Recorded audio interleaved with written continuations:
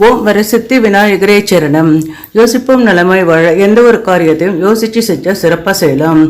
இன்னைக்கு வீடியோவில் திருப்பதியில் அதிசய வெங்கடேச பெருமாள் கோயில் பற்றி பார்க்கலாம். கோவிலோட பேர் சாயா துவஜஸ்தம்ப சாலக்கிராம வெங்கடேஸ்வர சுவாமி ஆலயம். இந்த கோயில் திருப்பதி ரயில்வே ஸ்டேஷன் அல்லது பஸ் ஸ்டாண்டிலிருந்து 5 கிலோமீட்டர் தூரத்தில் உள்ளது. ஃப்ளை ஓவர் பிரிட்ஜ் வழியாக செல்ல வேண்டும். ஆட்டோவில் நாம் போகலாம். லட்சுமிபுரம் சர்க்கிள் வழியாக போனால் மாங்காய் மண்டி வரும். இன்னும் கொஞ்சம் தூரம் நேரே போனால் தாஜ் ஹோட்டல் வரும். தாஜ் ஹோட்டலுக்கு பின்புறம் இந்த அதிசய வெங்கடேச பெருமாள் கோயில் உள்ளது. ஆட்டோக்காரங்கிட்ட இந்த மாதிரி சாயா துவஜஸ்தம்ப சாலக்கிராம வெங்கடேச சுவாமி கோயிலுக்கு அழைச்சிட்டு போங்கன்னு அழைச்சிட்டு போவாங்க. ரொம்ப ஃபேமஸான கோவில். இந்த கோவில் அதிசயத்தை பற்றி சொல்கிறதுக்கு முன்னாடி இந்த கோவில் கட்டினவங்களை பற்றி சொல்கிறேன். இந்த கோவில் தர்மகர்த்தா பேர் தினேஷ் சுவாமி. அவங்க அப்பா பேர் கீர்த்தி சேஷுலு சுந்தர் ராஜுலு காரு. அம்மா பேர் சரஸ்வதி அம்மா. அம்மா தினேஷ் சுவாமிக்கு கோயில் கட்ட நிலம் கொடுத்தாங்க. தினேஷ் சுவாமி நல்ல முறையில் கோயில் கட்டியிருக்காங்க. இவ்வளோ பெரிய நிலத்தை கோவில் கட்ட கொடுத்த சரஸ்வதி அம்மாவையும் கோவில் கட்டிய தர்மகர்த்தா தினேஷ் சுவாமியும் நாம் மனதார பாராட்டணும். கோவில் உள்ளே மூலவர் எப்படி இருப்பாங்கன்னு ஒரே நேர்கோட்டில் கீழே மகாலட்சுமி இருப்பாங்க. அதுக்கும் மேலே சிவலிங்கம் இருக்கும். அதுக்கும் மேலே வெங்கடேச பெருமாள் இருப்பாங்க. இந்த மாதிரி மூலவர் எங்கேயும் இருக்காது. இது கூட ஒரு அபூர்வமான விஷயம். மூலவருக்கு முன்னாடி சின்னதாக அழகாக வெங்கடேச பெருமாள் காட்சி அளிக்கிறாங்க. 300க்கும் மேற்பட்ட சால கிராமங்கள் இருக்கின்றன கோவிலில். பெருமாளை தரிசனம் பண்ணிட்டு பிரகாரம் சுற்றி வந்தோடனே மூலவருக்கு பின்புறம் ஆப்போசிட் சைடில் இருக்கிற சுவரில் துவஜஸ்தம்பம் நிழல் விழும் அப்படின்னு கொடிமரம் நிழல் விழும். அந்த கோவிலில் கொடிமரமே இல்லை. கொடிமரம் போல நிழல் சுவத்தில் விழுது. அதுதான் ரொம்ப ஆச்சரியமாக இருக்குது. ஒரு கொடிமரம் போல நிழல் எப்படி விழுது அப்படின்னு எல்லாரும் ரொம்ப பக்தி சிரத்தையாக வணங்குறாங்க. அங்கே எப்போது 2 குத்து விளக்கு சுடர் விட்டுக்கிட்டே இருக்கும். மக்கள் அனைவரும் அங்கே துவஜஸ்தம்பத்தை கும்பிடுவாங்க. அகர்பத்தி அதாவது ஊதுபத்தி காமிப்பாங்க. சாஷ்டாங்க நமஸ்காரம் பண்ணுவாங்க.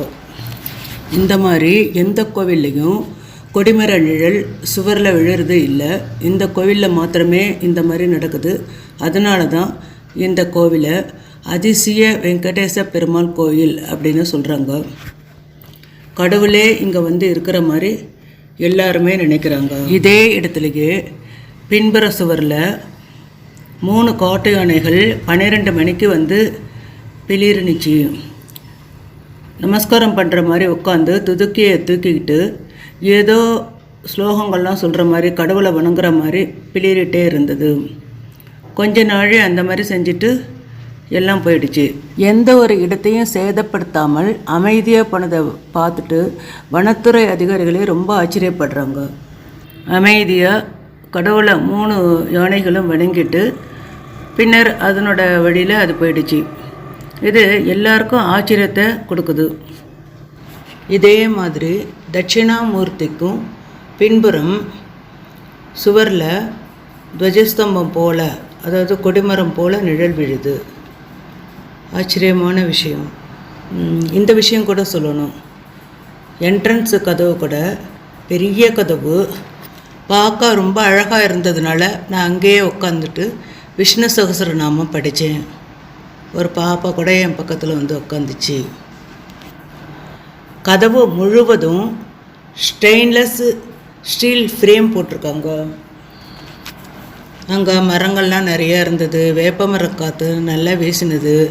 குளிர்ச்சியாக இருந்ததுனால அங்கேயே கொஞ்சம் நாள் உட்காந்துட்டு இருந்தோம்.